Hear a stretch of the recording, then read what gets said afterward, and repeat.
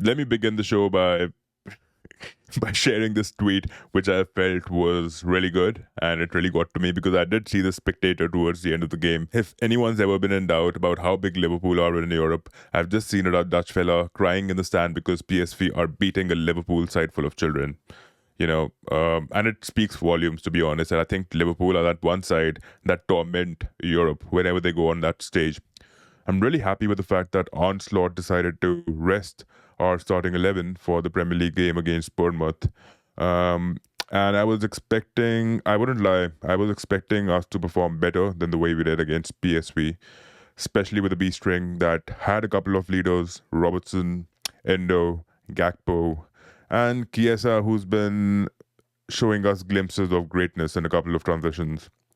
This game, I thought PSV would struggle in building from the back and slicing through us. Though PSV play a similar style of football to the way we do and other teams like Arsenal, City, but I thought they lacked that intensity that we'll come up with, right? Maybe I was overestimating our caliber, our quality on and off the ball. I think we started the game quite well. We were applying pressure in the right spaces, right? And we were able to shadow their players to a certain extent. We had an Endo stepping up massively in the first 15, 10 minutes. And, James McConnell, man, this guy's quality. This guy's really good. He's just 17 or 18, and I thought he was really neat on the ball. His passing ability was good. Not that he was a standout player for me, but amongst the other players, I thought James McConnell had a decent venture. Even though his influence wasn't massive, there was a disconnect between the midfield and the attack. As soon as we would start supplying the balls, playing from the back, we'd struggle a lot. Vis-a-vis what we did in the first couple of minutes with Robertson supplying two beautiful balls in behind the defense.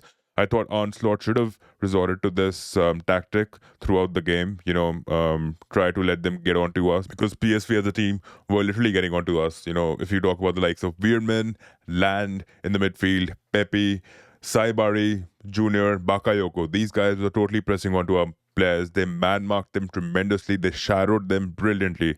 And that's where we struggled throughout the game. Their intensity was on another level. It was more like a men versus boys competition out there. Not forgetting the fact that it was a B string, but still, I think the performance could have been slightly better than what it was, at least when it comes to connecting the dots. When you're building up from the back, at least your game plan should work to an extent that we have chances in hand, right? Not that we are losing the ball again and again. And the reason why I feel that happened was I completely blame Jaden Dance for the calamity that was happening on the pitch. On a consecutive basis, we could see that he was not using the right touch on the ball, and his control on the ball was absolutely abysmal. He wasn't just able to get into the game. He wasn't able to read the situations well. He wasn't able to decipher the supply at all. He was occupied by their center halves, who did a brilliant job, by the way, tonight. I think Boscagli and Obispo had a brilliant game of football. They were able to contain our number 9 Dance. The moment Chiesa would get on the ball, I think even Junior, their left back, was exceptional, man. I wouldn't say he pocketed him, but to a certain extent, he did subdue his league. He did subdue his attacking rhythm, right? And we weren't able to get on to any sort of momentum altogether. We were struggling in even creating chances. And Endo, man, there was a little system error, I felt, where we could have actually had McConnell step up a little ahead of Endo, but we had an Endo and Harvey Elliott acting as number 8s, and then you'll see an Endo step at the back, backpedaling as soon as we lose the ball.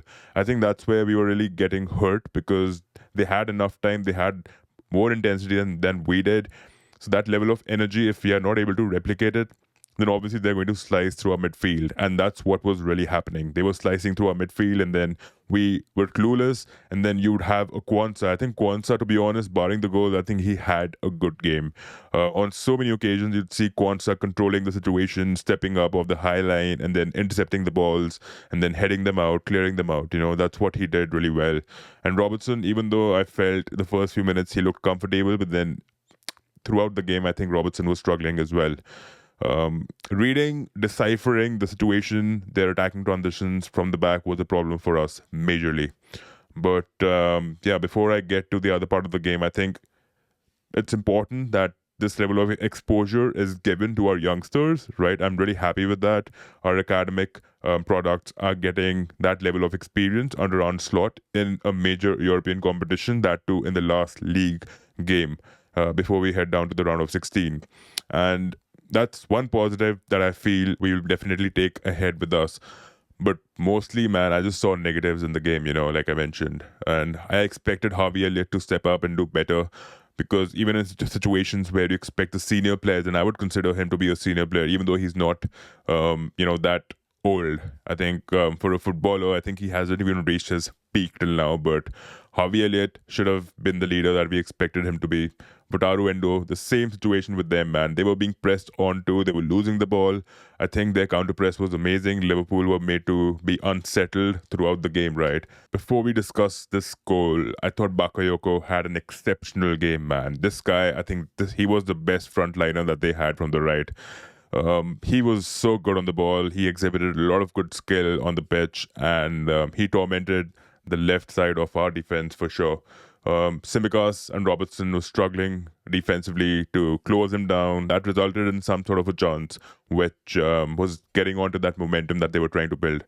Yeah, but this goal, if you look at this goal, he totally deceived Robertson and Kwanzaa, and they took a slide towards one end. And then he switched his feet, right? And then he scored a goal from his right. And that was absolutely brilliant. And we could have actually avoided this goal because the guy who actually laid the ball off to him, he chest controlled the ball and brought it down, right? And I think Endo was taken out in that situation. And then this situation, which is present in front of us, happened. So it could have been avoidable. This is the goal which, again, lack of intensity, lack of energy exhibited whilst getting hit on a counter. Conor Bradley, again, you can see that he is trying to get to the back, but he wasn't successful in stopping him. And then you have Kwanzaa, who made a very late run. I don't know why. When you've seen that the number 23 has played a ball, when Weirman played the ball to Saiberi, I would expect Kwanzaa to launch himself before that, accelerate a little before that, because you would know that you have to create a cover for that player, right? Because Bradley hadn't reached to that point in that sequence. And then after that, this happened, right? He was in the situation where he brilliantly shot the ball and Kelleher raised his hands, but the ball speed was too much. The velocity was too overwhelming for him to stop the ball. And it was a proper top pin finish. Reminded me of what Alonso used to do with Chelsea. I'm not talking about Xabi Alonso. I'm talking about Marcus Alonso. Again, a brilliant, brilliant goal for the number 34. Saiberi. I think Saiberi's influence throughout the game was exceptional. Each and every player, in fact, they were a well-drilled unit. I don't even know if this is the A-string team. I don't really watch PSV to that level, but I thought their performance was exceptional. This is the next goal, the third goal that we conceded. Now, in this situation, the ball literally bounced off Kwanzaa's feet. He tried to attempt to clear the ball, but he failed to do that. And then you saw in this situation, I don't have the clip for that, but then in this situation, the ball goes down to the striker, the number 14, and then he tried to take a turn. He tried to turn around Conor Bradley, and Conor couldn't stop him in that situation either. Neither could Kwanzaa, neither could Conor. They need to be accountable for this because you're supposed to close these attackers down. And it's not that they come from a team like Real Madrid, not denying the fact that they are quality, but given the fact that we are Liverpool Football Club, we are not supposed to backpedal. We should be closing them down. As simple as that. That level of expectation should be fulfilled. And then this happened. In this sequence, you could clearly see that he's surging ahead, and they just passed the ball down to their striker, who just had a very frugal touch, right? A very weak touch, and the ball just went to the far post, right? In this situation, I think Conor Bradley, Kwanzaa, Robertson, all three are to be blamed, including the likes of Kelleher, because he should have read the situation and he should have passed the ball, right? But in totality, I think even if we struggle in the game, I'm just going to take this as a positive blip, right? And I think we are going to the round of 16, and we didn't really play a starting 11. But if you compare what we did tonight, what our academic products have done tonight, I think if you compare them to Arsenal's, Lewis Kelly and Waneri, I think those guys are quality, right? And they look like players who are actually going to play for Arsenal in the future. Even though Conor Bradley was at fault twice or thrice, in fact, throughout the game, he was being pounded over, he was being overlapped. I still felt that this guy, in totality, has shown us what he can do over the last couple of seasons, and I would consider him to be a starter for Liverpool. But given his age, given the fact that he's still yet to mature and he's still yet to grow a lot, I still think he is going to be a starter for Liverpool. But when you look at lads like James McConnell and other people from the academy who had been given opportunities tonight, even Kwanzaa is a question mark right now, right? He's 2021. But we would expect him to step up. It's not that he hasn't stepped up he's done it in a string of games where Konate was injured, where Joe Gomez was injured. Even under Klopp, he's proven it to us that he is up there. But then this season, he's been struggling a lot in certain sequences, right? So I would say that Kwanzaa for sure is considered to be in the Liverpool squadron for the next couple of seasons. But the other academic products, the prospects for the starting 11, they need to work on themselves a lot, right?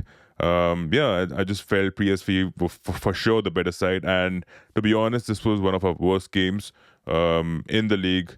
In the Champions League, even in the Premier League, and in totality, I think overall we underperformed massively. And I don't blame us. I knew that this had to happen, right? This sort of a circumstance could have arisen, and it did. But I expected them to perform better. But do not forget to like and subscribe, man. And let's just see what we'll be up to in the next couple of fixtures.